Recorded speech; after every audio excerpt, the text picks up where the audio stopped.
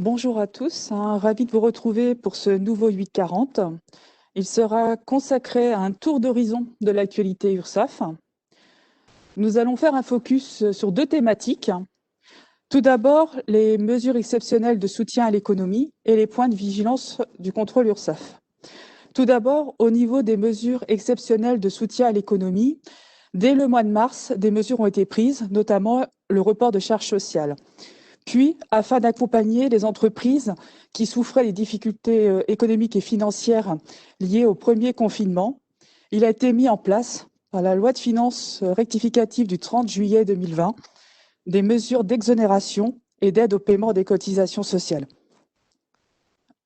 Puis, avec le rebond de l'épidémie fin d'année, la loi de financement de sécurité sociale du 14 décembre 2020 est venue introduire un dispositif complémentaire d'aide et de cotisation sociale. Donc ainsi, c'est véritablement développer une offre de services pour les entreprises, avec le report de charges, les plans de soutien ou encore les plans d'appurement de dette. Dans un second temps, nous allons aborder le contrôle URSSAF, notamment en faisant un focus sur les zones de risque les plus fréquemment rencontrées par les entreprises. Donc cette réunion sera l'occasion pour vous de faire un point sur vos connaissances et surtout de poser vos questions via le chat sur ces thématiques. Pour animer ce webinaire, nous avons convié deux membres de l'URSSAF, notamment M. Benoît Lima, directeur du recouvrement et de la relation cotisant, qui est à mes côtés, ainsi que M. Zilinski, directeur adjoint de l'URSSAF, en charge du contrôle, qui lui est à distance. Voilà, je passe la parole à M. Benoît Lima. Merci Madame Feuillet. Bonjour à toutes et à tous et bienvenue pour cette présentation. Peut-être avant d'entrer dans le vif du sujet sur les mesures de soutien à l'économie, j'aimerais, puisque le mois de janvier n'est pas terminé et que c'est une tradition, nous souhaiter à tous une très bonne année 2021. L'année 2020 a été très difficile pour chacun d'entre nous, entre la crise sanitaire, les contraintes et la crise économique, ça a été très difficile. Donc je forme le vœu que l'année 2021 revienne à une situation plus normalisée, avec la possibilité de lever toutes les contraintes sanitaires qui aujourd'hui nous entourent, et que, bien évidemment, nous ayons tous une santé préservée, une économie qui reparte, et qu'on puisse retrouver des moments de convivialité comme on les aime. La crise sanitaire a entraîné une crise économique. Ça fait maintenant près d'un an que le dispositif d'accompagnement donc de l'URSSAF pour les entreprises existe. Pour vous donner un ordre d'idée et se resituer dans le contexte, le dispositif le plus important que nous ayons mis en place très tôt consiste en un report de charges qui existe encore aujourd'hui, même si il est revu sur les modalités. Et donc, le report de charges, pour vous situer sur les enjeux que ça représente, pour les employeurs, depuis le mois de mars 2020 jusqu'à décembre, c'est 1,2 milliard d'euros de cotisations qui ont pu être reportées et qui ont donné des facilités de trésorerie aux entreprises qui étaient les plus durement touchées par la crise sanitaire et ses effets en termes de crise économique. Pour les travailleurs indépendants, ça a été la même chose. 475 millions d'euros ont pu être reportés. Reporter ne veut pas dire, bien évidemment, effacement de dette. Donc, à un moment donné, et j'en parlerai tout à l'heure, il y aura lieu de mettre en place des échéanciers pour ces entreprises, pour leur faciliter finalement le remboursement des cotisations. Sachant qu'au jour d'aujourd'hui, il faut en parler parce que c'est un effort important qui a été fait par les entreprises. Il y a environ 50% des cotisations donc reportées qui ont déjà fait l'objet d'un remboursement. Donc un mouvement exceptionnel pour accompagner donc les difficultés économiques des entreprises. Et puis finalement, aujourd'hui, on est dans une situation où voilà, il faut continuer ce mouvement d'accompagnement en mettant en place d'autres mesures exceptionnelles. C'est le cas des mesures d'exonération et d'aide au paiement pour les entreprises, pour les employeurs. Alors, c'est le premier point que j'aborderai. Mais il y a également un volet consacré à l'accompagnement des difficultés des entreprises pour les travailleurs indépendants, au sens large, hein, travailleurs indépendants, artisans, commerçants, professions libérales, micro-entrepreneurs. On verra tout à l'heure les différents dispositifs. Du côté des employeurs, donc deux spécificités qui existaient déjà dans la loi de finances rectificative de juillet 2020 concernant l'exonération de cotisations et l'aide au paiement, qui sont prévues à l'article 9 de la loi de financement de la sécurité sociale pour 2021. Alors, entre la loi de finances rectificative de juillet 2020 et la loi de financement de la sécurité sociale de 2021, il y a des points communs. Des points communs, tout simplement parce que le nouveau dispositif qui a été mis en place pour accompagner la deuxième période de confinement, se situe dans la continuité du précédent. Des points communs sur le champ d'application. Ce sont les employeurs et les salariés qui sont visés par la réduction générale que vous connaissez, que vous appliquez régulièrement dans vos déclarations. Ce sont également, sur le plan des cotisations, celles qui sont visées par la réduction générale, c'est-à-dire toutes les cotisations de sécurité sociale et au-delà, sauf la retraite complémentaire. Et c'est aussi dans l'application après application de toutes les mesures d'exonération et de taux spécifiques quand vous êtes concerné. Des points communs également dans l'application par référence à des secteurs, secteur 1, secteur 1 bis, secteur 2. Pourquoi? Parce que voilà, le décret du 30 mars 2020 a fixé des listes de secteurs qui sont concernés. Alors, le secteur 1, qui est le secteur des activités qui, par nature, sont considérées comme particulièrement touchées par la crise Covid. Donc, voilà, elles ont été inscrites dans cette liste parce que l'impact étant important, elles relèvent d'une situation exceptionnelle.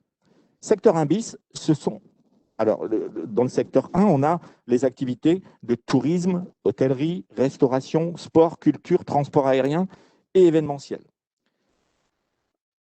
Le secteur 1 bis, ce sont toutes les entreprises qui finalement sont rattachées à ce secteur 1. Je vais prendre un exemple. L'hôtellerie ou la restauration. Avec la restauration, les entreprises de commerce de boissons, en gros, se sont retrouvées très en difficulté. Pourquoi? Parce que voilà, les restaurants étant fermés, les cafés c'est pareil, l'hôtellerie, de fait, ces entreprises se retrouvent elles-mêmes impactées par la crise. Donc ensuite, le secteur 2. Le secteur 2, ce sont toutes les entreprises qui ont fait, elles, l'objet d'une fermeture administrative, là aussi par décret, tout simplement parce qu'il fallait lutter contre la propagation de l'épidémie et donc elles accueillent du public. Accueillant du public, le risque de propagation de l'épidémie est fort et donc, par conséquent, elles ont fait l'objet d'une fermeture administrative. Donc l'exonération s'applique pour l'ensemble de ces secteurs, aux employeurs de moins de 250 salariés, et ensuite, sous condition d'effectifs, moins de 250 pour chaque secteur. On verra que pour le secteur 2, c'est moins de 50 salariés dans la loi de financement de la sécurité sociale pour 2021, et sous condition également de baisse de chiffre d'affaires pour le secteur 1 bis. Donc, des points communs entre les deux textes, celui de la FR3, LFR3 et la loi de financement de la sécurité sociale pour 2021. Mais c'est aussi des différences dans le dispositif de loi de financement de la sécurité sociale pour 2021. Alors, il y a des conditions communes qui ont été fixées au secteur 1 et 1 bis pour bénéficier de l'exonération. C'est d'une part, avoir fait l'objet de mesures d'interdiction d'accueil du public. Alors, c'était présumé pour le secteur 1. Finalement, ça s'applique pour les secteurs 1 bis également. Ou avoir subi une perte de chiffre d'affaires à partir d'octobre ou de novembre d'au moins 50% par rapport à la même période de 2019. Et enfin, c'est également le secteur 2 qui, dans sa première version LFR3 2020, concernait les entreprises de moins de 10 salariés qui avaient fait l'objet d'une fermeture administrative. et qui, finalement, aujourd'hui, vont concerner des entreprises de moins de 50 salariés. Donc, on passe de moins de 10 à moins de 50, ce qui va faire, bien évidemment, beaucoup plus d'entreprises qui seront concernées par l'exonération dans le dispositif loi de financement de la sécurité sociale pour 2021. Une petite précision, c'est que, bon, on a vu avec le deuxième confinement se développer les activités de click and collect, de livraison, de retrait de commande ou de vente à emporter. Sachez qu'elles n'empêchent pas le bénéfice de l'exonération parce qu'on considère que finalement, les entreprises ont réussi à s'adapter, elles ont continué à fonctionner d'une autre manière, bien que leur établissement était fermé ou fonctionnait au ralenti. Et donc, ça leur permet néanmoins d'assurer du chiffre d'affaires. Alors, sur la période d'exonération et les modalités déclaratives. Là, bon, pour ceux qui sont familiers avec la déclaration sociale nominative, le code type de personnel spécifique qu'il faudra utiliser, c'est le 667. Et sur le principe, l'exonération ne pourra pas excéder 3 mois. Et elle ne pourra pas excéder 3 mois, mais en plus, elle concernera uniquement les périodes courant jusqu'au 30 novembre 2020, c'est-à-dire les périodes à déclarer normalement en décembre 2020. Pour les secteurs 1 et secteur 1 bis que j'ai évoqués tout à l'heure, l'exonération est applicable dès la période d'emploi qui court à compter du 1er septembre pour les entreprises qui sont concernées par une interdiction d'accueil du public ou qui étaient en zone de couvre-feu. C'est le cas de Lille Métropole, par exemple, avant le 30 octobre 2020 et donc le début du deuxième confinement. Pour les entreprises qui ne sont pas situées dans une zone de couvre-feu et les employeurs du secteur 2, l'exonération est applicable dès la période d'emploi qui court à compter du 1er octobre 2020 et donc qui tient compte du deuxième confinement qui a été mis en place fin octobre. Alors, il y a des dispositions particulières pour certaines activités. Alors, les clubs sportifs professionnels, je pense au football, au basket et autres, les conditions de fermeture administrative et de perte des chiffres d'affaires ne sont pas requises pour bénéficier de l'exonération en octobre, novembre et décembre 2020. Donc, c'est une exception. Un point particulier également qui concerne les artistes-auteurs qui bénéficient d'une réduction de cotisation. Si la condition de baisse de chiffre d'affaires est remplie, c'est-à-dire que c'est un dispositif qui existait déjà dans la LFR 3 et qui est reconduit, le montant de la réduction fixé par décret, alors, là, sur le slide, c'est prévu par décret, mais ça sera entre 500 et 2000 euros, comme ça l'a été dans la LFR 3. Les montants ne devraient pas évoluer. Donc 500 et 2000 euros à 2000 euros en fonction du niveau de revenu professionnel des artistes-auteurs. Une précision, un décret peut prolonger les périodes prévues par la loi de financement de la sécurité sociale, donc, alors, pour permettre d'éviter de repasser par une loi de financement pour prolonger l'état d'urgence sanitaire et surtout l'accompagnement qui est prévu par la loi de financement de la sécurité sociale 2021. Alors, jusqu'au dernier jour du mois, au cours duquel l'interdiction du public prend fin, ou la fin de l'état d'urgence sanitaire. Le décret peut prévoir des conditions particulières, pourcentage de baisse de chiffre d'affaires dérogatoire. Donc, vous voyez, l'idée, c'est de faciliter justement la poursuite du dispositif, compte tenu que la crise sanitaire ne nous donne pas suffisamment d'horizon de sortie. Eh bien, on se garde la possibilité de poursuivre les mesures d'accompagnement et faire en sorte donc de les adapter, si besoin, en fonction de la situation sanitaire, bien sûr, mais aussi en fonction de l'évolution de la situation économique.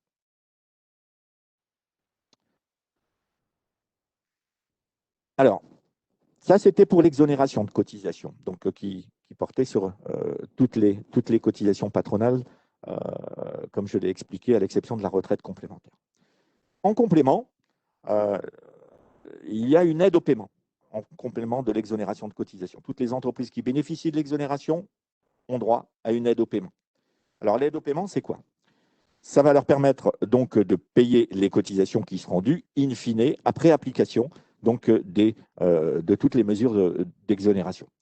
Alors, l'aide se calcule à hauteur de 20% du montant des rémunérations des salariés, soumises à cotisation. Alors, je précise soumises à cotisation parce que, en fait, bon nombre de salariés se sont retrouvés dans des conditions de chômage partiel et les entreprises ont donc indemnisé leurs salariés sur la base du chômage partiel. Le chômage partiel ne constitue pas une base de calcul de l'aide au paiement, donc ce sont exclusivement les rémunérations qui sont soumises à cotisation sur les périodes éligibles à l'exonération, concrètement entre septembre et donc novembre. L'aide au paiement est imputable sur l'ensemble des sommes restant dues au titre des années 2020-2021, après application, bien évidemment, de toutes les mesures d'exonération dont peut bénéficier l'entreprise. Imputable sur les cotisations patronales, mais également sur les cotisations salariales, s'il en reste, in fine, qui n'ont pas été payées. Par contre, l'aide au paiement n'est pas applicable sur les périodes d'emploi pour lesquelles l'aide prévue par l'article 65 de la LFR 3 s'appliquait, c'est-à-dire les périodes du 1er février au 31 mai, puisque la LFR 3 a prévu un dispositif qui normalement a été appliqué par les entreprises.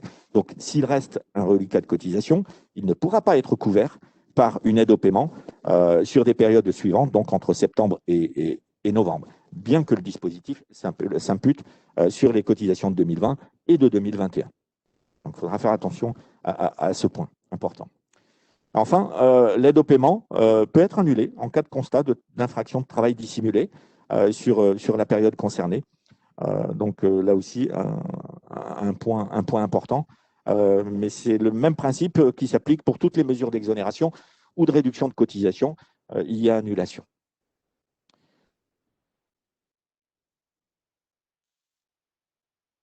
Voilà pour la partie employeur. Autre dispositif d'accompagnement qui concerne les travailleurs indépendants au sens large.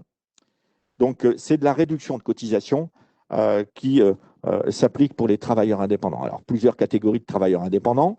Il y a d'abord les TI classiques, enfin les travailleurs indépendants classiques, hors micro-social, avec un dispositif qui est identique à celui qui avait été prévu par la loi de finances rectificative de juillet 2020. Le champ d'application, donc ça concerne tous les travailleurs indépendants, des secteurs 1, 1 bis ou 2, qui remplissent les conditions de chacun des secteurs. Donc rappelez-vous, avoir une baisse d'activité importante, faire l'objet d'une fermeture administrative ou relever d'un secteur particulièrement touché, donc le secteur 1 en l'occurrence. Le montant de la réduction est fixé par décret pour chaque secteur d'activité, donc chaque grand secteur. La réduction des cotisations de l'année 2020 ou 2021 ne peut pas s'appliquer au-delà des montants qui sont dus, bien évidemment, à l'URSSAF en cotisation par le travailleur indépendant. Avec toutefois une possibilité de déduire cette réduction des cotisations sur les cotisations provisionnelles, puisque, bon, si vous ne connaissez pas le principe de calcul des cotisations des travailleurs indépendants, c'est qu'il y a une cotisation provisionnelle qui est calculée la première année et une régularisation ensuite définitive qui intervient après. Donc, le travailleur indépendant aura cette possibilité de réduire donc, le montant des cotisations provisionnelles par application d'un revenu estimé qui pourra les saisir en ligne sur son compte et qui lui permettra de calculer automatiquement donc, le montant des cotisations abattues. Donc, l'abattement sera fixé par décret. Enfin, pas de majoration de retard au titre de l'année 2021.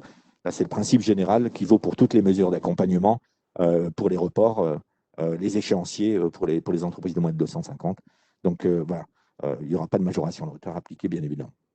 La réduction est applicable aux mandataires sociaux, donc assimilés salariés, c'est-à-dire que pour ceux qui n'ont pas de contrat de travail, les gérants et présidents de sociétés, eh bien, ils ont cette possibilité de bénéficier d'une réduction, là aussi, de cotisation, qui est la même que pour les travailleurs indépendants, à hauteur de 1 800 € ou 2 400 € selon le secteur d'activité dont il relève.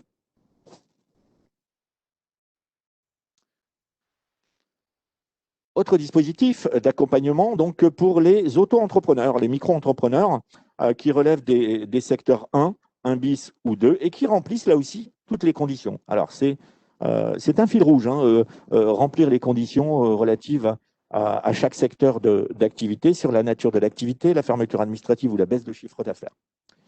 C'est un fil rouge qui traverse tous les dispositifs. ça se traduit par une réduction sous forme d'une déduction donc, que pourra faire le micro-entrepreneur au moment de ses déclarations. Il pourra déduire une fraction égale au montant de chiffre d'affaires ou de recettes qu'il a pu réaliser selon son secteur d'activité concerné. Donc, le taux sera fixé entre septembre ou octobre à novembre 2020.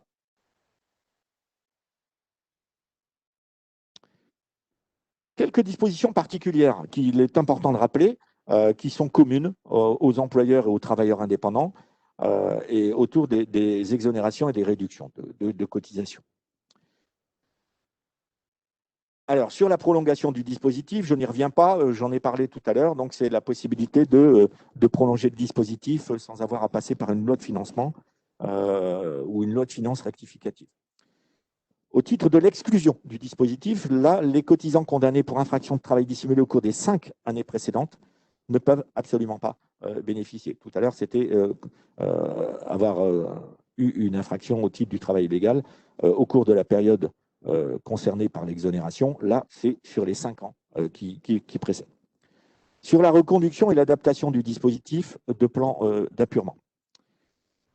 Avant de parler de cette condition, vous expliquer tout simplement que, bien évidemment, je le disais en citant les chiffres tout à l'heure du montant des reports de charges, nous allons organiser, et nous avons déjà commencé à l'organiser, mais la crise s'est accentuée, les reports ayant continué, nous avons suspendu notre opération d'envoi d'échéanciers automatiques aux entreprises, mais on va le reprendre ici, probablement avant le 31 mars, et envoyer à chacune des entreprises donc un échéancier sur le montant des reports de charges qui ont pu être accumulés tout au long de la période de 2020 jusqu'à aujourd'hui pour certaines.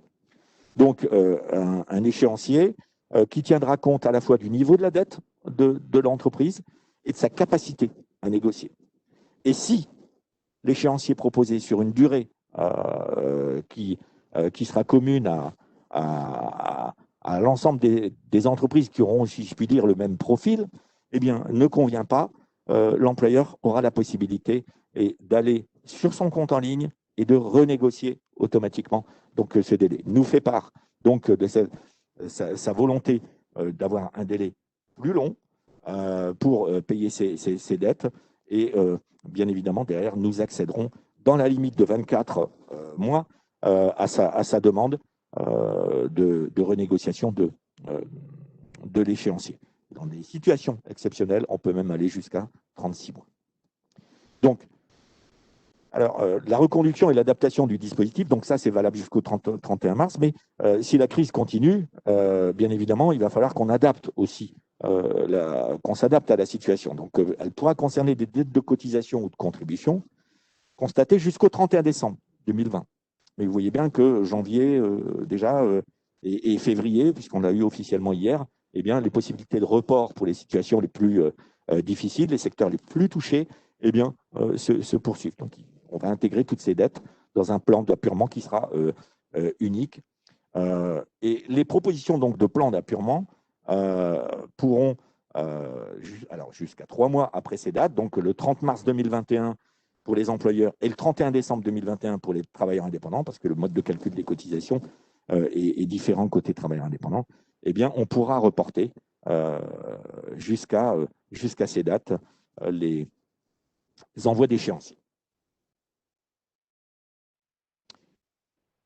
J'en ai terminé sur la présentation des différents dispositifs. Il me reste à vous donner quelques informations pour nous contacter, bien évidemment. Alors, vous pouvez nous contacter par téléphone, vous pouvez aussi le faire par mail, bien évidemment. Et on s'engage à répondre dans les meilleurs délais. Les meilleurs délais, c'est aujourd'hui, pour 90% des mails que nous recevons, dans les 48 heures, une réponse est apportée. Donc, c'est une priorité qu'on se donne. C'est aussi la possibilité d'être accueilli donc, en URSSAF. Alors, par accueillir, j'entends 2 modalités, 3 même. On peut vous proposer un rendez-vous physique, bien évidemment, mais compte tenu des conditions de contraintes sanitaires, ce n'est pas forcément le mode de rendez-vous qui est le plus adapté actuellement. Donc, on fait aussi du rendez-vous téléphonique qu'on vous propose, du rendez-vous en ligne, en visioconférence également. Et donc, pour ça, il suffit de se rendre sur votre compte en ligne et de faire votre demande. Pour vous informer, c'est également les sites Internet. Au-delà du site URSSAF et du site Net Entreprise que vous connaissez bien, nous avons mis en place un site spécifique dédié à toutes les mesures Covid d'accompagnement de l'URSSAF. Donc, je vous invite à vous y rendre parce que vous y trouverez les réponses à toutes les questions que vous vous posez. Il est mis à jour régulièrement et toutes les questions sont des questions très opérationnelles, c'est-à-dire de situations qui existent, bien évidemment, et pour lesquelles on a fait expertiser par notre service juridique en URSSAF et à la COS, notre caisse nationale, et qui sont fiables, bien évidemment. Voilà, j'arrive au bout de ma présentation. Je vous remercie pour votre attention et bien évidemment, je reste disponible pour répondre à toutes vos questions. Alors, un grand merci pour votre exposé qui a été super clair et super précis. Nous n'avons pas de questions, donc tout est limpide. Vous avez dû répondre à toutes les interrogations. Alors, merci à vous. Merci encore à vous. Nous vous proposons maintenant de continuer notre deuxième partie, plus spécifiquement sur le contrôle URSSAF. Et nous allons accueillir M. Zilinski. Effectivement, nous allons donc accueillir M. Zilinski, directeur régional adjoint en charge du contrôle, qui va vous faire un point sur la prévention du contrôle URSSAF. Il va également évoquer avec vous les points de redressement les plus fréquents pour vous donner quelques alertes. Et enfin, il dira quelques mots sur la procédure de contrôle URSSAF. Voilà, Monsieur Zilinski, on vous laisse la parole. Merci. Bonjour à toutes et à tous. Je me joins bien sûr à mon collègue Mouloud Benoualima pour vous présenter nos meilleurs vœux pour cette année 2021, en espérant effectivement qu'elle soit meilleure, mais ce ne sera pas trop difficile que 2020. Je suis assez surpris, mais tant mieux qu'il n'y ait pas de questions par rapport à l'intervention de Monsieur Benoualima, parce que c'est vrai que c'est assez complexe, toutes ces mesures, notamment la répartition entre les différents secteurs. Mais tant mieux. En tout cas, il l'a dit, on est toujours à disposition pour répondre aux questionnements qui pourraient se faire jour. Donc, dans mon intervention, je n'ai pas prévu, vu le laps de temps qui nous est imparti et la technicité parfois de certains sujets, d'aller trop dans le détail de certains points d'assiette. On n'est pas là pour vous faire un cours d'assiette. Par contre, on essaiera de balayer certains sujets et notamment les aspects relatifs à la sécurisation juridique. En préambule, je voulais rappeler que depuis le début de la crise sanitaire, pendant toute la période de confinement, on a bien évidemment stoppé toutes les opérations de contrôle sur place et sur pièce d'ailleurs. Hormis les actions de travail dissimulées, ça s'entend, mais le contrôle classique a été totalement stoppé pendant les mois de confinement et on a repris les opérations de contrôle que depuis le mois de septembre, voire octobre, en privilégiant le distanciel, tant pour les entreprises que pour nos inspecteurs, et en occultant, en préservant les entreprises dites fragiles. Donc, au niveau de la COS, qui est notre caisse nationale, il y a tout un algorithme qui est mis en place pour pour éviter d'aller contrôler des entreprises qui seraient frappées de par leur secteur économique, le fait qu'elles aient des restes à recouvrer importants. Il y a toute une combinaison de critères avec un algorithme qui écarte des plans de contrôle les entreprises dites fragiles. Et ce logiciel remet à jour tous les mois la notion de fragilité. Et donc, les contrôles qui ne sont pas commencés ne commencent pas dans ces entreprises dites fragiles. Ça, c'était un préambule que je voulais faire. On a aussi abandonné des motifs de redressement pour les transformer en observation pour l'avenir. Alors, pour ceux qui ne sauraient pas ce que ça veut dire, le redressement, c'est quand on réclame effectivement un montant de régularisation. L'observation pour l'avenir, c'est quelque part une possibilité de régulariser les situations sans rétroagir en termes de régularisation. Et donc, pour la plupart des entreprises qui étaient en grande fragilité, quel que soit le montant des régularisations auxquelles elles pouvaient s'exposer, nous avons abandonné les motifs pour ne pas en rajouter par rapport à la fragilité auquel elles étaient exposées. Je me permets juste de le souligner parce que c'est quand même une particularité des URSSAF, qui, à ma connaissance, sont les seuls à avoir adopté ce dispositif. Et parfois, on a l'image du grand méchant loup. Je pense que là, depuis le début de la crise sanitaire, le paradigme a complètement changé et je pense que on fait preuve d'une encore plus grande bienveillance, en tout cas mieux perçue par les entreprises. Donc ça, c'était l'introduction. Je vous propose de commencer donc la présentation. Voilà.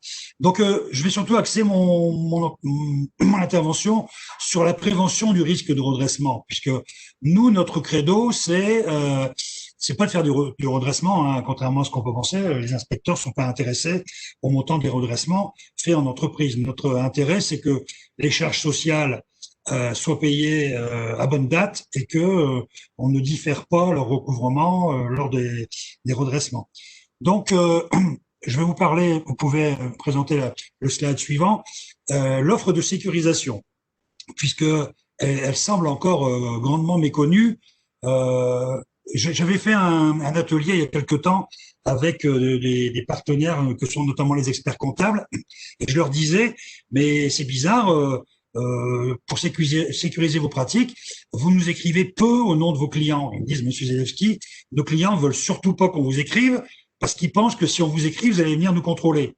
Alors j'espère que parmi l'assistance, vous n'avez pas cette perception des choses, puisque écrivez-nous, sollicitez-nous, et vous ne vous en porterez que mieux. Et vous imaginez bien que les plans de contrôle sont pas diligentés sur le fait que vous nous ayez sollicité, ils sont diligentés avec tout un algorithme de zone de risque qui conduit à privilégier les entreprises où on pense qu'il y a potentiellement des ajustements à opérer.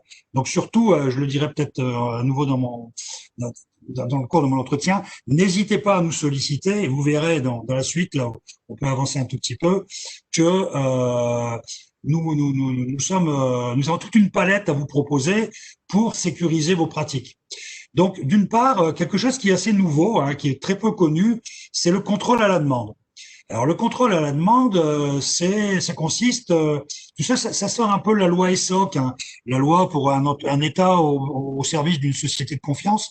Le contrôle à la demande consiste en fait à ce qu'une entreprise nous demande d'aller contrôler, alors soit toute l'assiette sociale ou un dispositif particulier. Alors, l'idée, c'est surtout de sécuriser les pratiques de l'entreprise. Par exemple, quand on change une pratique importante ou quand on cède l'entreprise à un repreneur, parce qu'il faut savoir quand même que là, le contrôle à la demande, contrairement au diagnostic conseil qu'on va évoquer juste après, finalement, c'est un contrôle classique. C'est-à-dire que si lors des investigations, les inspecteurs ont matière à corriger l'assiette sociale, ça se traduira par une régularisation à laquelle l'entreprise devra faire face. Toujours est-il que c'est quelque chose qui peut être actionné par l'entreprise pour éviter de se retrouver avec une régularisation encore plus forte si on y va 3 ans après, quoi. En tout cas, sachez que ça fait partie des palettes et vous pouvez solliciter l'URSSAF pour faire ce contrôle. Le deuxième dispositif, alors je ne connais pas la variété de l'assistance qui est aujourd'hui présente, mais c'est quelque chose qui avait déjà été envisagé dans le passé et qui revient à l'ordre du jour là, et qui va être promu dans les prochaines semaines, c'est le diagnostic conseil. L'idée, c'est que si on ne met pas les jeunes entreprises sur les bons rails dès le départ, et l'entreprise, c'est quand même l'arbre qui nourrit la protection sociale, on est bien d'accord, avec les richesses qu'elle crée et le financement qui est largement assis sur les revenus, notamment du travail, c'est la capacité pour l'entreprise à s'assurer que les dispositifs de rémunération qu'elle met en œuvre sont bien pris en compte et qu'elle ne risque pas un redressement, comme je viens de le dire, dans les 3 ou 4 ans qui suivent, et ça peut être fatal à l'entreprise qui démarre, quoi. Donc, les diagnostics conseils, c'est sur demande de l'entreprise. On a d'ailleurs toute une offre qu'on va développer d'accompagnement des jeunes entreprises pendant les 12 ou 18 premiers mois, avec un interlocuteur dédié. Le diagnostic conseil, je l'ai écrit dans le diaporama, c'est un contrôle à blanc.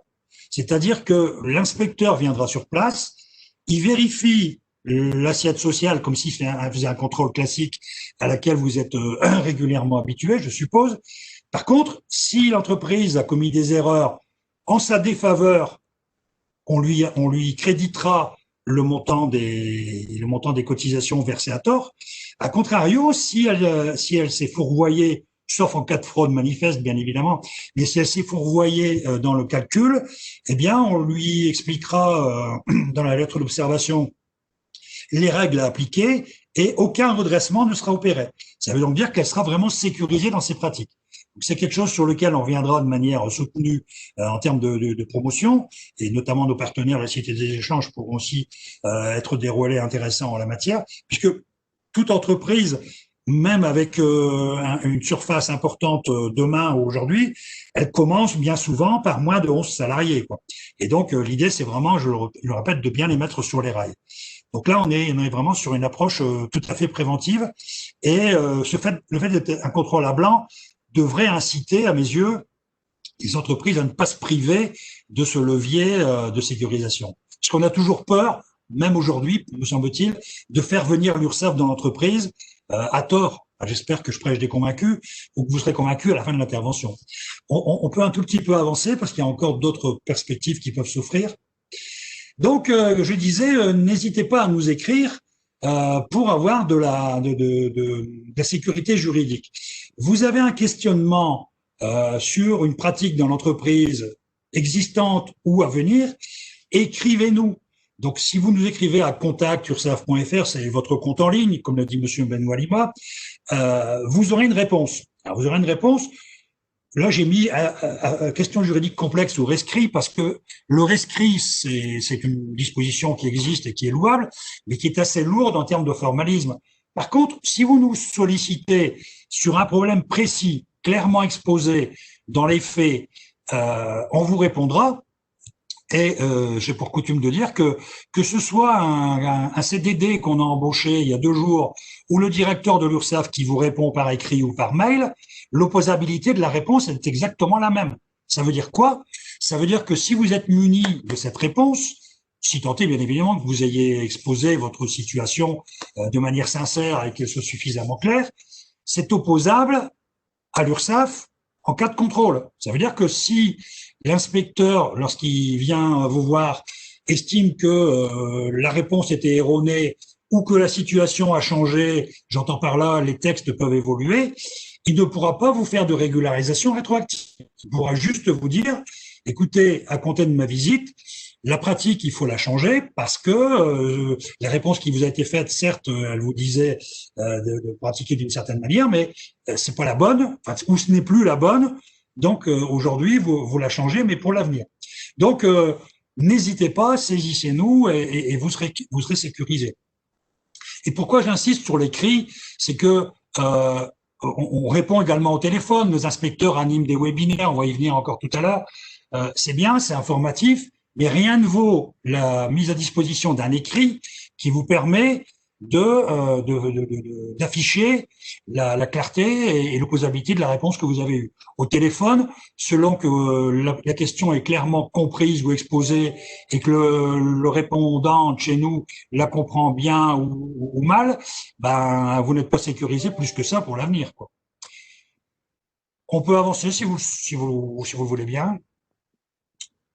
Donc, autre chose, on a donc, c'est un peu l'objet aussi de notre entretien d'aujourd'hui, on a décidé en Nord-Pas-de-Calais, et ça va être repris au niveau national, on pourra vous le faire passer par nos 2 interlocutrices et la Cité des Échanges, de concevoir un guide de sécurisation URSSAF. C'est quoi?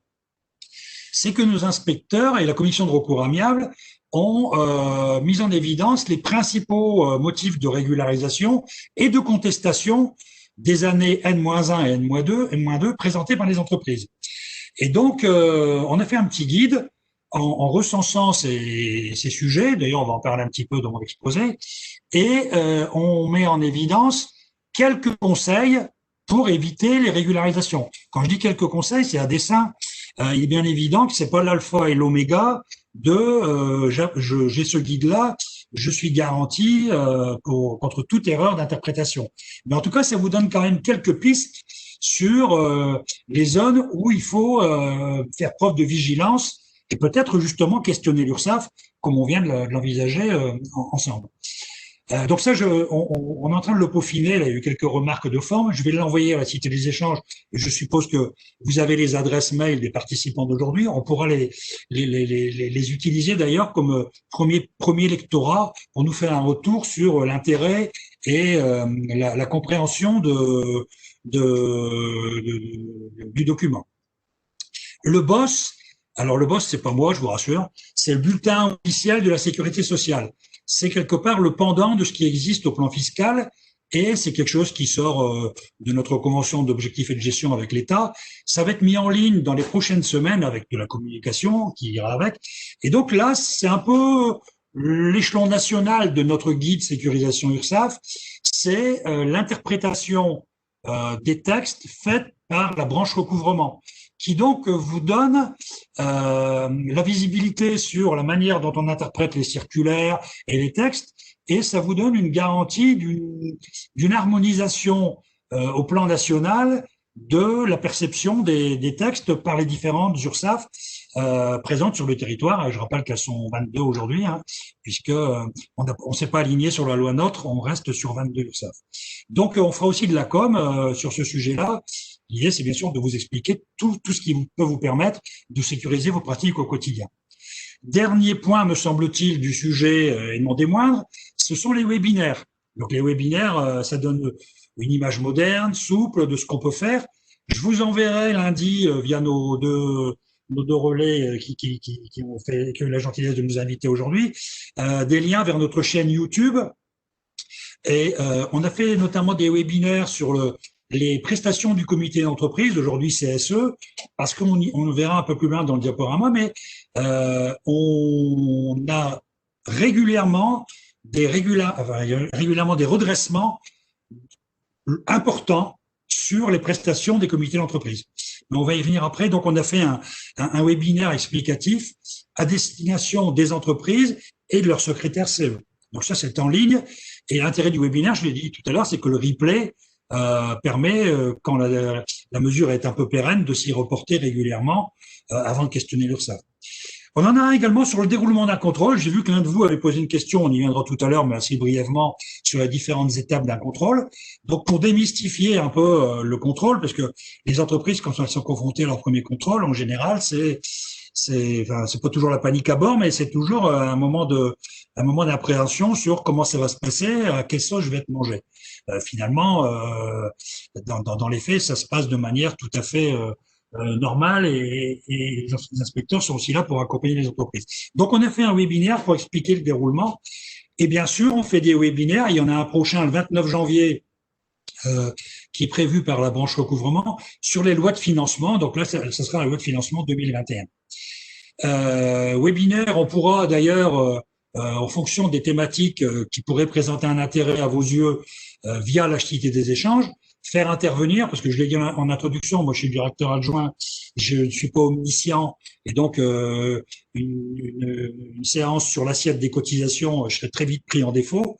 Par contre, mes inspecteurs, eux, sont des experts, et donc faire des webinaires, comme on l'a déjà fait, des séquences en présentiel sur la retraite et prévoyance, sur l'actionnariat, que sais-je encore, on est tout à fait disposé à organiser ce genre de séquences. On en a l'habitude, à condition, comme aujourd'hui, et on s'en félicite, d'avoir une assistance nourrie.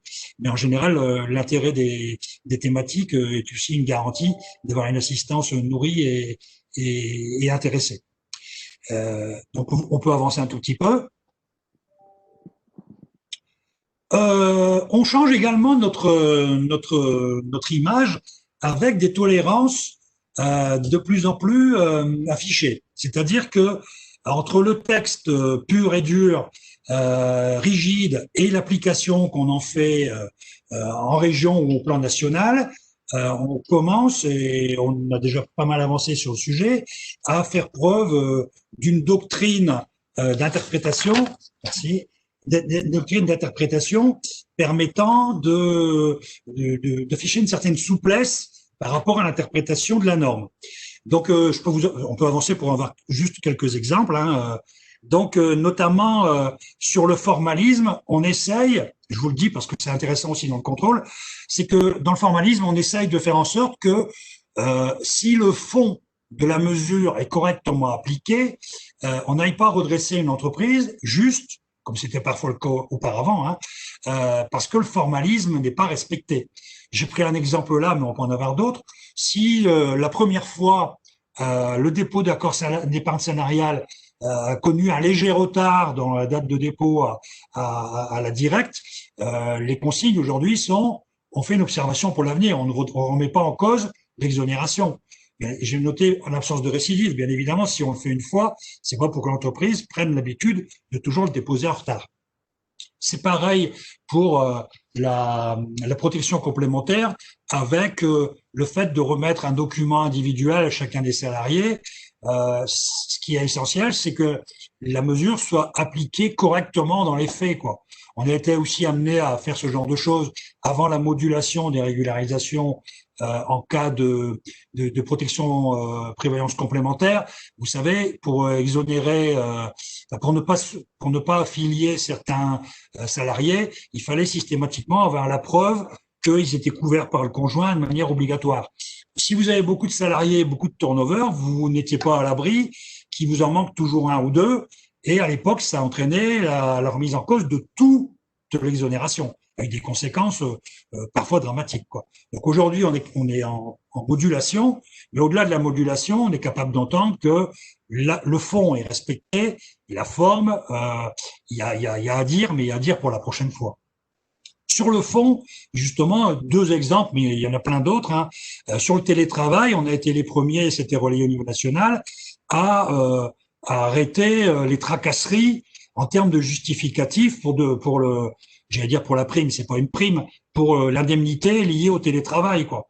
Et donc là, on a clairement affiché dans notre approche que le forfait qui était réglé aux télétravailleurs, le simple fait qu'ils soient en situation de télétravail suffisait à légitimer le versement de l'indemnité forfaitaire. De même pour la prime de salissure ou pour les masques, on est intervenu notamment avec une demande d'Arnaud Dumet sur le sujet.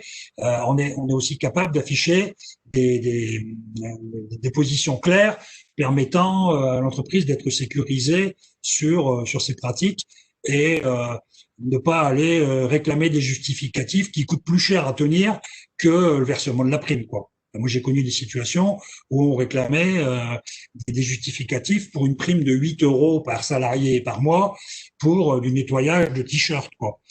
J'estime que 8 € par mois, ça ne peut en aucun cas laisser sous-entendre la volonté d'une entreprise d'attribuer un complément de salaire exonéré de cotisation. Enfin, faut rester sérieux, quoi. Et donc, on est aujourd'hui dans une approche entre le constat et la conséquence que ça peut avoir, quoi. À ce stade, pas de questions, pas de réponses. Enfin, les réponses, ce serait plutôt pas de questions. Si, il y avait une question, mais ça portait plus sur le début de votre intervention, sur les transformations de mesures de redressement en observation pour l'avenir. La question, c'est de savoir si ça s'opère uniquement sur les contrôles en cours ou également sur les contrôles antérieurs et lesquels sont vraiment concernés. C'est quoi la date d'effet? En fait, la date d'effet est derrière nous, parce qu'en fait, lorsqu'on a repris les contrôles en septembre, on a eu des instructions nationales mettant en œuvre ce que j'ai dit tout à l'heure. Et si l'entreprise était dans un secteur avec la combinaison des critères, hein, je la connais pas, enfin si je la connais, mais la combinaison et la pondération de chacun des critères, c'est les restes à recouvrer, c'est le secteur d'activité, c'est le fait qu'elle était fermée, c'est le fait qu'il y ait du chômage partiel. Tout ça, ça a mis bout à bout, ça a donné un scoring. Et si l'entreprise était dans un scoring défavorable, on transformait en observation pour l'avenir. Mais ça, c'était du one shot, si vous me passez l'expression. Ça a été fait à l'époque.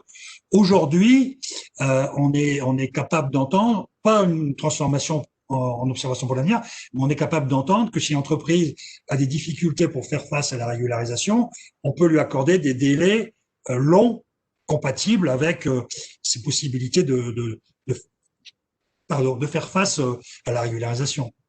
C'était vraiment une remise à zéro, enfin une remise à plat des actions qui étaient en cours, quoi. Et donc, comme sur les nouvelles actions, on n'est pas reparti sur des activités, des activités ou des secteurs dits fragiles. Alors, j'entends bien que pour l'auditoire ou en général, la notion de fragilité, il y en a beaucoup la plupart s'estiment fragiles, sûrement à juste titre, mais on a des critères objectifs. Soit vous êtes dedans, soit vous n'êtes pas dedans, quoi. Ça répond à la question? Parfait. Je ne sais pas si c'est parfait, mais ça répond à la question. Alors, après cet aspect, parce que bien, je dis, je ne sais pas si c'est parfait, parce que tout le monde voudrait bien sûr bénéficier de cette observation pour l'avenir sans régularisation. Sachant que, oui, juste peut-être une précision qui pourrait échapper, c'est que on a fait une remise à zéro, notamment, mais sauf si c'était de la récidive. Si dans l'entreprise, il y avait des motifs de régularisation qui avaient déjà fait l'objet d'un précédent contrôle et qui avaient été régularisés, on les a pas remis à zéro, ceux-là, puisque ça avait déjà été constaté à la fois précédente. Je le dis parce que ça peut expliquer parfois certaines situations. Bon, après cette phase de sécurisation, mais surtout n'hésitez pas à les utiliser, quelques zones de risque. Alors, il y en a une, vous pouvez passer le slide. Il y en a une que je n'ai pas mis à dessin dans le diaporama et qui aujourd'hui prête encore beaucoup à interprétation, c'est la réduction, la réduction dite Fillon, parce que c'est très complexe. Alors, je suis bien en peine de rentrer dans tous les critères de calcul, mais il y a encore beaucoup de régularisation. Alors, tant créditrices que débitrices. Hein. Moi, quand je vois passer les lettres d'observation, c'est moitié pour, moitié contre, si vous voulez, et pour des montants significatifs. Donc, n'hésitez pas à faire valider vos pratiques si vous avez des doutes sur ces régularisations clients. Je tairai bien sûr les noms, mais des entreprises de taille très importante font encore l'objet de régularisation. Je vous dis, tant créditrices que débitrices sur ces sujets-là. Et c'est un sujet éminemment complexe que je préfère ne pas aborder pour pas vous dire de bêtises d'une part, et puis c'est vraiment trop compliqué. Donc j'en ai sélectionné quelques-uns là. Donc notamment sur les séminaires, parce que les séminaires font souvent aussi l'objet de régularisation. Je voulais rappeler que pour les séminaires d'entreprise, il faut qu'ils aient un caractère professionnel, et donc il faut absolument garder des justificatifs d'un programme détaillé. Il faut qu'il y ait un programme de travail et qu'il y ait un temps ludique qui soit inférieur à 50%. On est souvent confronté à des séminaires où on nous dit, bah ouais, c'est de la motivation, c'est la présentation de résultats. Oui, certes, mais parfois il n'y a pas de programme et donc l'entreprise est bien en peine de nous mettre en évidence que la partie professionnelle est bien supérieure à 50%. Quand on dit 50%, c'est hors trajet, bien évidemment. Hein. Et évidemment, parfois, s'il y a des conjoints qui sont invités ou la famille, le caractère professionnel tombe de lui-même et ça peut prêter à régularisation. Je l'ai mis en évidence parce que c'est pas rare qu'on soit confronté à des situations qui nous mènent d'ailleurs devant la commission de recours amiable, les tribunaux, avec des enjeux quand même assez importants. On peut avancer. Les avantages de nature, c'est plus classique, hein, mais je l'ai remis quand même parce qu'on trouve encore des régularisations là-dessus. Les réductions tarifaires, je le rappelle, ce qui est accepté, c'est 30% du prix public, toute taxe, et que pour les produits de l'entreprise. J'ai un exemple en tête, c'est pour une entreprise de distribution, le fait de bénéficier d'une réduction via une carte d'une filiale bancaire, c'est pas assimilé à un produit de l'entreprise, quoi. Donc, il faut vraiment que ce soit des remises sur quelque chose qui est produit par l'entreprise. L'exemple classique, c'est l'automobile. Hein. C'est les salariés de l'automobile qui ont des réductions sur le prix des véhicules produits par la marque, quoi. Et aussi hors solde, je tiens à préciser. Oui. Vous ne tenez pas compte, il me semble, de la période de solde pour les 30%. Non, c'est du prix public habituel, quoi. Oui, mais c'est important parce que parfois je vois les prix soldés comme référence et du coup, Non, non, non, non, effectivement. non, non, non. Non, d'ailleurs, par exemple, dans le domaine bancaire, alors peut-être que il n'y en a pas dans l'assistance, mais c'est juste pour expliquer, dans le domaine bancaire, sur les prêts, les avantages bancaires sur les prêts, c'est aussi classique, hein, comme les véhicules dans les marques automobiles, il faut que la ristourne, le prix proposé aux collaborateurs, l'étalon qu'on compare, c'est pas le prix le plus bas qui a été fait une fois dans l'année à un client lambda.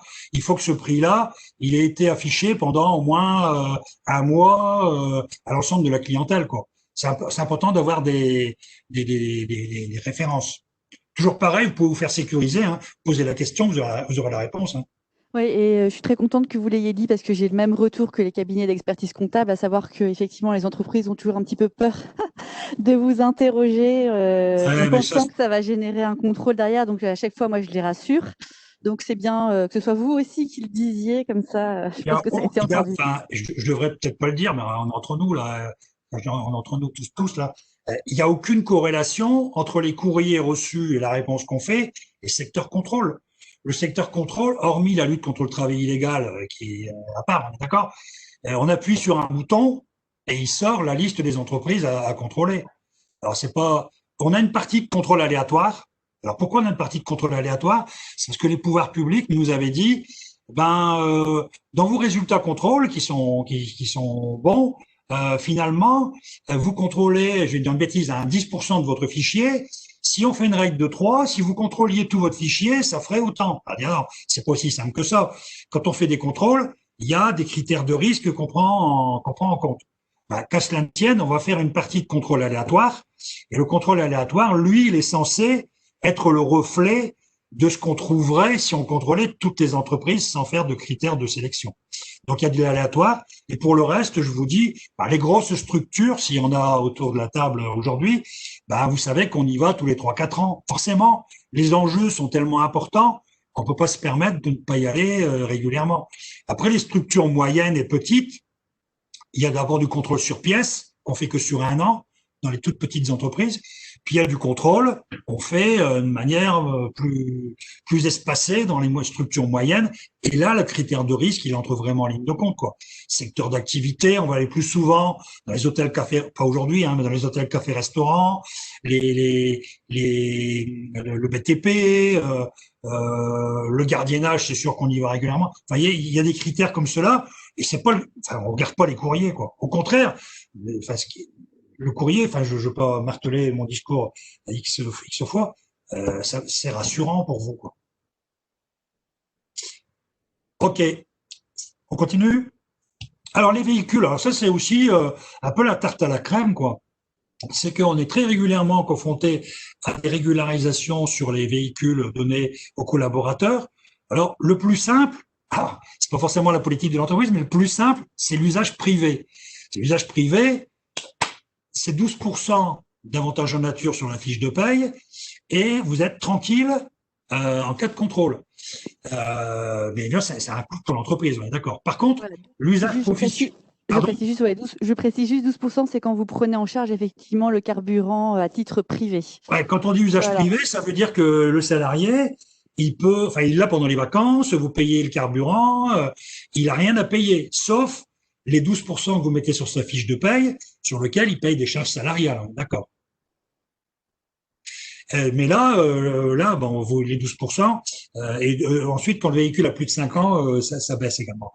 Par contre, l'usage professionnel, ça peut paraître intéressant parce que le salarié doit payer son carburant, et il peut pas l'utiliser pendant le week-end ou pendant les vacances, mais c'est un peu risqué parce que il faut tenir quand même des justificatifs permettant de prouver à l'inspecteur qu'il n'y a pas d'usage privé. Et donc, c'est pour ça que j'ai écrit, il faut un carnet de bord, à minima un carnet de bord, pour pouvoir prouver la réalité de la situation.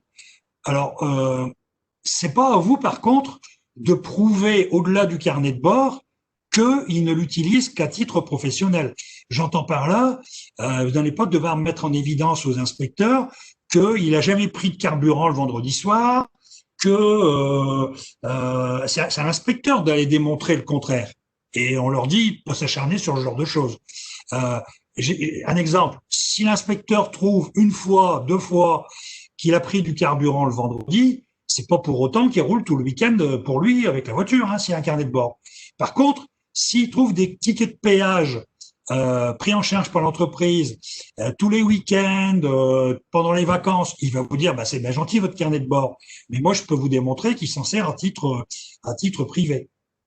Ce que je veux dire par là, c'est qu'on va pas vous imposer non plus la preuve diabolique, quoi. C'est pas à vous de mettre en place une usine à gaz pour prouver qu'il y a que de l'usage professionnel. Mais un minimum, un carnet de bord clair et des ordres de mission, voilà, c'est un minimum pour cette histoire de l'usage professionnel. Mais on a encore souvent des régularisations, des contestations là-dessus. De même pour la prise en charge des contraventions. Les enjeux financiers sont moindres là, hein. Mais la prise en charge de contravention, on l'accepte quand c'est pas une faute de conduite du salarié. Je veux dire par là, s'il roule à 150 au lieu de 90, si vous le prenez en charge, ça va pas le faire. Par contre, si vous êtes dans une entreprise qui régulièrement nécessite du stationnement et qu'il y a des PV de stationnement que vous voulez prendre en charge, s'il n'y en a pas 10 par jour, les inspecteurs ont pour consigne de laisser, d'accepter cette pratique, quoi, parce que je connais des entreprises de transport ou de petits colis là, sur Paris notamment, ils se garent en double fil parce qu'ils peuvent pas faire autrement. Ils ont régulièrement des procès qui sont pris en charge par l'entreprise, quoi. Vous pouvez aussi nous demander des tolérances, hein, là-dessus. Vous nous écrivez. Alors là, il faut peut-être écrire au directeur directement, hein, mais on est capable aussi de mettre en place avec vous des dérogations strictement encadrées, bien évidemment, hein, mais il y a des situations de fait qui peuvent nécessiter de passer un accord avec l'URSSAF, quoi. On n'est pas fermé à ce genre de choses. N'hésitez pas, la porte est grande ouverte. On peut avancer. Indemnité transactionnelle. Alors ça, vous pouvez mettre les petits détails. Ça, c'est aussi aujourd'hui des sujets sur lesquels on a souvent des contestations pour des interprétations divergentes, entre les inspecteurs et les entreprises. Et le dernier point qui est évoqué, c'est le guide en cours de rédaction. On est en train de travailler avec les administrateurs de la commission de recours amiable, avec nos inspecteurs, pour définir une doctrine plus claire qu'aujourd'hui. Parce qu'aujourd'hui, ce qui fait, enfin, le maître mot, c'est rédiger votre protocole transactionnel de la manière la plus claire possible pour que l'inspecteur qui va le contrôler n'ait pas trop de sujets à interprétation. C'est-à-dire que il faut qu'on voit clairement dans la transaction ce qui est de nature indemnitaire et ce qui ne l'est pas. Vous savez que l'enjeu, c'est de requalifier des éléments de salaire qui auraient pu être déguisés en, alors sciemment ou non, hein, je ne suis pas là pour faire le procès d'intention, qui pourraient être inclus dans la transaction sous forme indemnitaire, alors que ça nécessite d'être pris en charge. Le meilleur exemple, c'est le préavis avec la faute grave, hein. Si la notion de faute grave est évacuée dans le cadre du protocole, qu'elle n'apparaît plus clairement, pour nous, pour un inspecteur, ça veut dire que le préavis est dû, et si le préavis est dû, ils vont réclamer des cotisations. De même, si l'indemnité couvre un préjudice spécial, quel qu'il soit, il faut qu'on puisse mettre en évidence dans le protocole que ça répare une faute de l'entreprise. Quand je dis une faute, c'est pas forcément une faute intentionnelle, hein, c'est pas du pénal, hein, mais c'est que il y a eu un préjudice du fait d'une pratique de l'entreprise. Donc c'est une zone quand même, une zone assez risquée, ces protocoles transactionnels. Et donc on s'astreint à rédiger ce guide au plus vite parce que l'idée de départ c'était de sécuriser les pratiques. Et aujourd'hui c'est loin d'être le cas, quoi. Alors je vous rassure, on a aussi plein d'entreprises en contrôle pour lesquelles le protocole ne donne lieu à aucune remarque. Mais c'est des sujets un peu délicats quand même. On peut avancer. Ah, mes fameuses œuvres sociales. Alors ça, je ne sais pas la taille des entreprises qui sont représentées, mais si vous avez un CSE, écoutez bien, parce que même dans les très grandes entreprises, quand on y retourne, à tous les coups, à tous les coups, on a des redressements. Pourquoi à tous les coups, on a des redressements?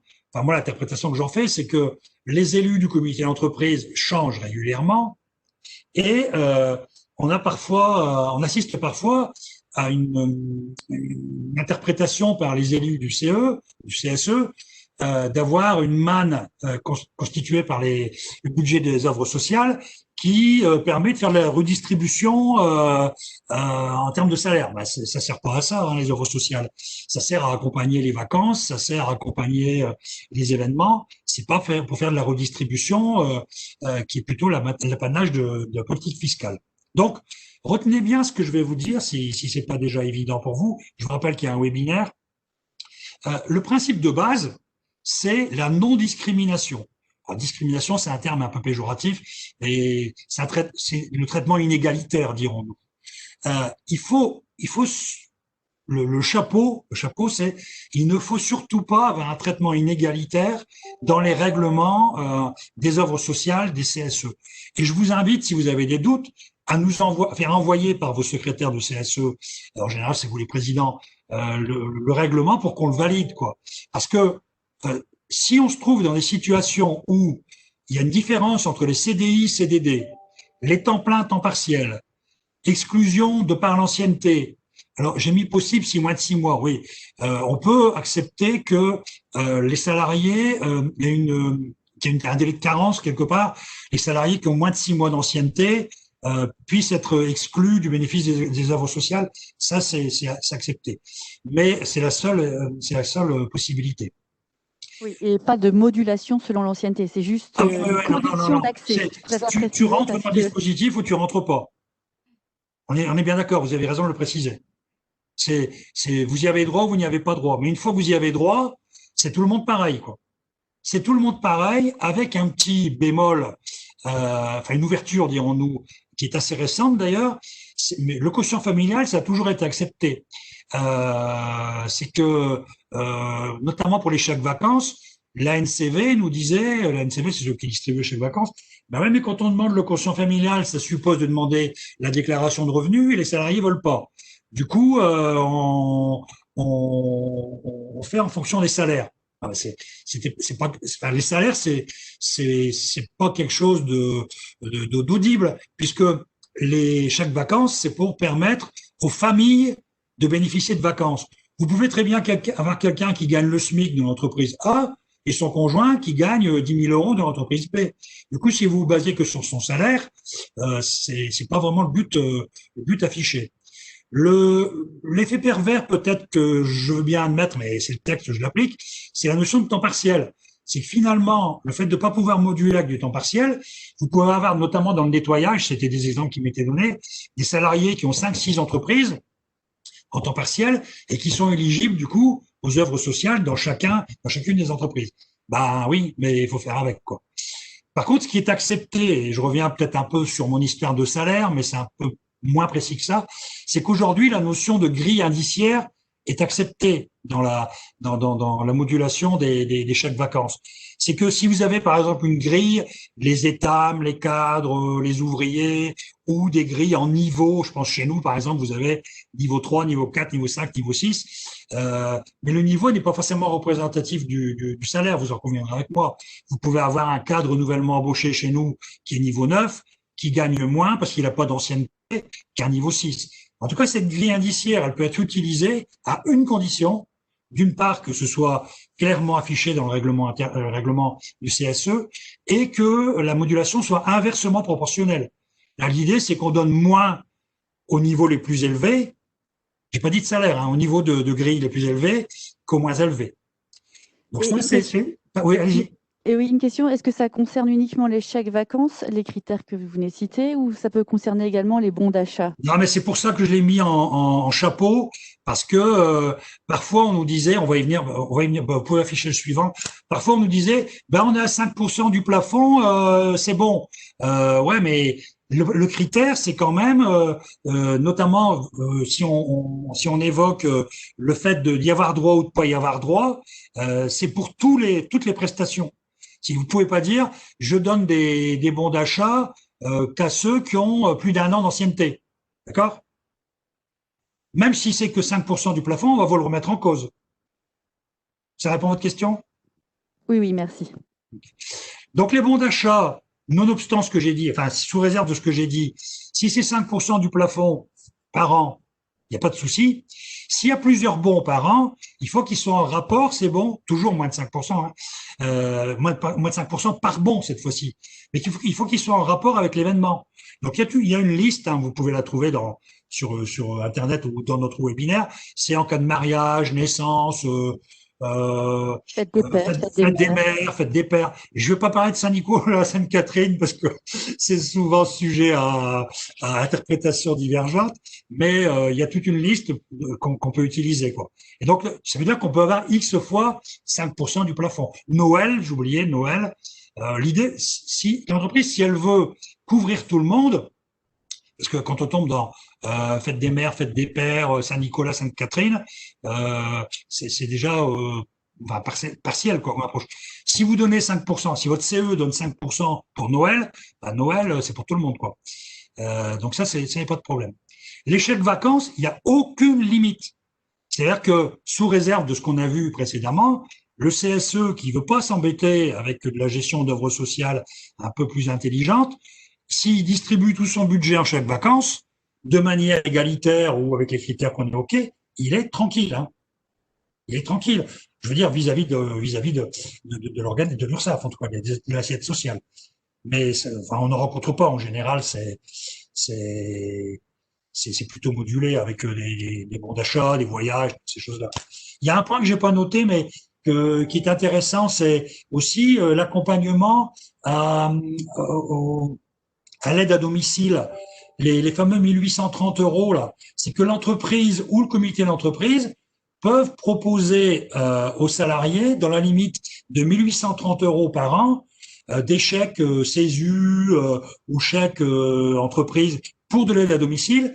Et ça, c'est totalement exonéré d'impôts. Hein. J'aurais dû l'ajouter, ça, tiens. Enfin, d'impôts et de charges sociales, en tout cas. Parce que 1830 euros par an, mine de rien, c'est pas anodin en termes de motivation salariale. Et parfois, dans les NAO, ça peut être un levier qui est pas inintéressant, parce que quand on dit aide à domicile, c'est pas forcément la femme de ménage ou le repassage, hein, ça peut être d'autres choses. Enfin, vous savez bien comment ça marche, hein, il y a les soutiens scolaires et plein d'autres services à domicile. Donc 1830 euros aujourd'hui, c'est pas négligeable. Hein. Et ça, c'est totalement exonéré. Mais je pense que peut-être que vous le saviez. J'ai rajouté les plateformes de services, ouais, parce qu'on on a échangé, hein, mesdames, tous les trois là-dessus. Il y a de plus en plus d'officines qui proposent au comité d'entreprise des sites. Je pense à Novalto notamment, mais c'est pas le seul, hein, qui proposent l'accès à des sites avec des réductions tarifaires. Il faut absolument que le contrat de prestation prévoie la ventilation entre la partie administrative, si je veux dire l'accès au site web, et ce qui concerne vraiment les réductions sur des œuvres sociales. J'ai mis 15%, c'est pas gravé dans le marbre, c'est qu'en général, on estime que donc dans les contrats qu'on voit, il y a environ 15% sur les fonctionnements, et ça c'est soumis à cotisation puisque c'est pas lié aux œuvres. Donc soyez vigilants sur la rédaction des contrats que peuvent avoir les CSE en la matière. Je vous avais répondu, mesdames, là-dessus. Hein. Oui, oui, tout à fait. On peut avancer. Ah ouais, alors là, il nous reste, ouais, ça va, il nous reste un tout petit peu de temps. Les risques de la sous-traitance. Alors, on fait un webinaire, on enverra le lien à la Cité des Échanges, je crois que c'est 10 mars, mais je vous enverrai le lien. Attention, danger. Attention, danger. Vous prenez des sous-traitants, vous avez raison, mais faites très attention à leur situation vis-à-vis de l'URSSAF. C'est-à-dire qu'il faut absolument que vous soyez en possession d'une attestation de vigilance. Attestation de vigilance, qu'est-ce que ça raconte? Ça dit l'entreprise X, elle déclare X salariés à l'URSSAF et autant de salaire, un tel montant de salaire, et à la jour de ses cotisations.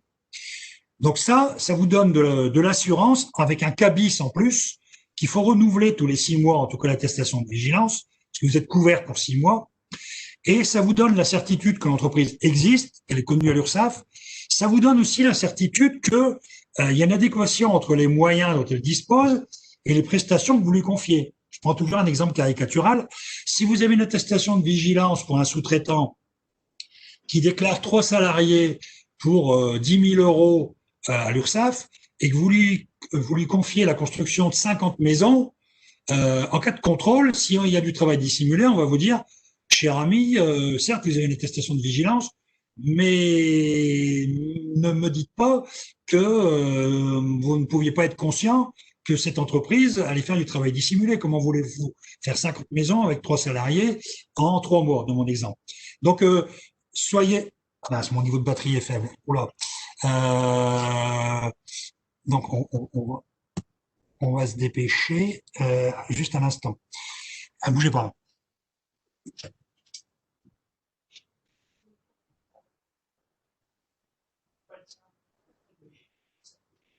Fais gaffe. Excusez-moi. Donc, il faut vraiment que vous soyez en possession de ça, sinon ce que vous risquez, c'est qu'on vous mette à charge la partie de cotisation éludée en travail dissimulé au prorata du comment dirais-je du chiffre d'affaires réalisé. Et en plus, on va vous remettre en cause vos exonérations de votre entreprise avec un plafond de 75 000 euros. Donc, ça peut être très, très, très, très douloureux, quoi. Donc, Ouais, surtout... effectivement, c'est quelque chose qu'on voit beaucoup. Vous n'en avez pas forcément connaissance. Je précise juste que ça concerne les prestations d'au moins 5 000 euros. D'accord, Ouais, voilà. merci, vous avez raison. Mais à chaque fois que j'interviens, quel que soit le cercle, je le dis parce qu'en général, la moitié de l'assistance me regarde avec des yeux en me disant mais de quoi il nous parle.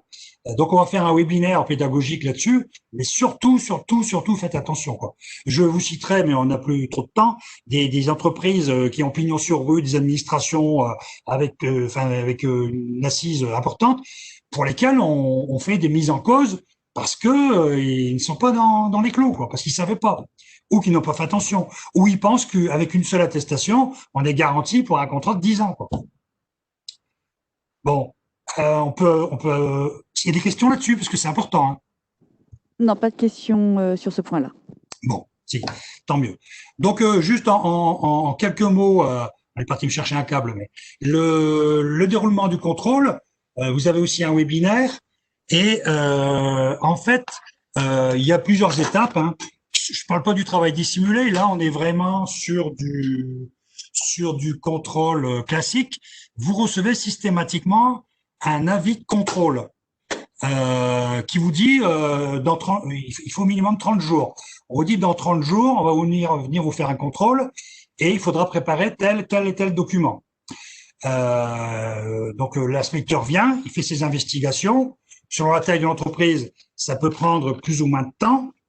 Et à la fin des investigations, il faut qu'il fasse un entretien de fin de contrôle où il vous explique la teneur de ses constats. Pour pas que ce soit la surprise du chef quand vous allez recevoir la lettre d'observation. Vous recevez une lettre d'observation qui vous expose tous les constats de l'inspecteur. Vous avez dès lors 2 fois 30 jours pour faire part de vos observations. Et l'inspecteur doit répondre point par point aux observations que vous aurez formulées. Merci. Donc, ça, c'est ce qu'on appelle la période contradictoire. Et à la fin, quand il aura répondu aux observations, eh bien, vous recevrez une mise en demeure. Mise en demeure, il aura fait droit ou non à vos observations, hein, en partie. Vous recevrez une mise en demeure qui vous ouvrira donc les voies de recours classiques, saisine de la commission de recours amiable, ou demande de délai de paiement si vous le souhaitez. Donc ça, il y a un webinaire qui explique tout ça en détail, mais c'est les principales étapes. Donc j'ai retrouvé du courant là. On peut avancer. Je vois qu'il reste 2 minutes, mais ça ira. On fera de la communication également sur la transaction qui n'existait pas aujourd'hui et qui pourra être mise en œuvre côté URSSAF dans un proche avenir, mais pas sur toutes les thématiques, notamment sur l'échantillonnage, sur les avantages en nature. Il sera possible d'envisager, à la demande de l'entreprise, des transactions sur le montant des régularisations. On fera de la communication sur le sujet, notamment via les échanges, mais aussi via nos sites internet, bien évidemment. Aujourd'hui, c'est pas opérationnel, c'est une question de semaine, hein. Alors, j'ai mis un sens interdit un peu provocateur sur la médiation. On a un médiateur, mais le contrôle n'est pas éligible à la médiation. C'est-à-dire qu'on peut faire pourra faire des transactions, mais la médiation, elle ne s'applique pas en contrôle. Elle pourrait s'appliquer si vous étiez confronté à une attitude de harcèlement ou inapproprié de la part de nos inspecteurs. Là, effectivement, vous pouvez saisir le directeur et vous avez intérêt à le faire.